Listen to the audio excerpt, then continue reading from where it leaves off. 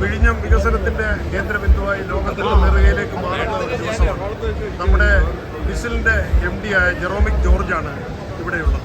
ഇതിൻ്റെ എല്ലാം ഒരു പ്രവർത്തനം ചുക്കാൻ പിടിക്കുന്ന അദ്ദേഹം ഇന്നത്തെ ഈ മാറ്റം, ഇന്നത്തെ ഈ തുടക്കം, അതിനെക്കുറിച്ച് എന്താണ് പറയുന്നത്? സോ ഐ തിങ്ക് ഇതൊരു നമ്മുടെ മിഷൻ സമുദ്രാരം കൂടെ തുടക്കമാണ്. ഒരേ സമയത്ത് നമ്മൾ ഇപ്പം ഇത്ര നാളായിട്ട് ഈ തുറമുഖം ട്രാൻസ്ഷിപ്മെൻറ്റ് പോർട്ട് മാത്രമായിരുന്നു. ഇപ്പോൾ എക്സിമിലേക്ക് മാറി. ഇനിയിപ്പോൾ നമുക്ക് നല്ലപോലെ വർക്ക് ചെയ്യേണ്ടത് ഒരു പോർട്ട് ഇക്കോസിസ്റ്റമും ഒരു ലോജിസ്റ്റിക്സ് സോണും ഉണ്ടാക്കേണ്ടതും കാര്യം അത് വളരെ അനിവാര്യമാണ്.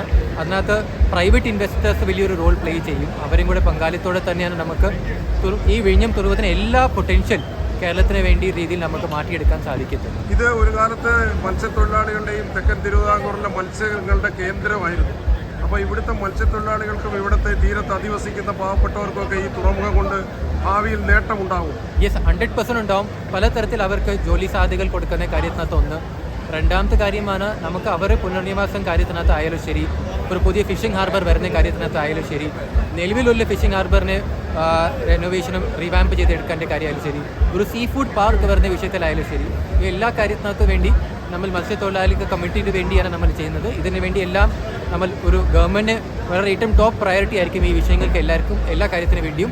ഇത് ഇൻഷുർ ചെയ്തിട്ട് നമ്മൾ മത്സ്യത്തൊഴിലാളികളുടെ കമ്മ്യൂണിറ്റിയും കൂടെ ചേർന്നിട്ടായിരിക്കും ഈ എല്ലാ കാര്യങ്ങളും മുന്നോട്ട് പോകുന്നത്. ഇപ്പോൾ നമ്മുടെ റോഡ് കണക്ടിവിറ്റി അതുപോലുള്ള കാര്യങ്ങൾ ദ്രുതഗതിയിൽ നടക്കുമല്ലോ അല്ലേ? 100% റോഡ് കണക്ടിവിറ്റിയും കാര്യങ്ങളും റെയിൽ കണക്ടിവിറ്റി എല്ലാം സർക്കാരിന് പ്രധാനപ്പെട്ട ലക്ഷ്യങ്ങളാണ്. അതെല്ലാം തീർച്ചയായിട്ടും നമുക്ക് പൂർത്തീകരിക്കാൻ സാധിക്കും. നമ്മൾ വികസനത്തിൻ്റെ ഒരു മുൻനിരയിലേക്ക് പോകുമ്പോൾ അതിൻ്റെ വിസിലിൻ്റെ MD പറയുന്നത് മത്സ്യത്തൊഴിലാളികൾക്കും അതുപോലെ തീരത്തുള്ളവർക്കുമൊക്കെ ഒരുപാട് തൊഴിൽ സാധ്യതകളും മറ്റുമൊക്കെ ഉണ്ടാകുമെന്നാണ് പറയുന്നത്. ഒരു കാലത്ത് മത്സ്യത്തൊഴിലാളികളുടെ കേന്ദ്രമായിരുന്നു.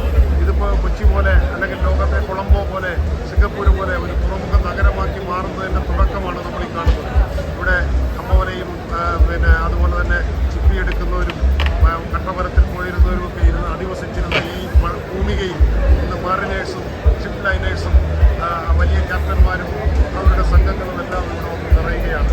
ഇതൊരു മാറ്റമാണ്, വികസനത്തിൻ്റെ ഒരു മാറ്റമായിട്ടാണ് ഇതിനെ എല്ലാവരും നോക്കിക്കാണുന്നത്.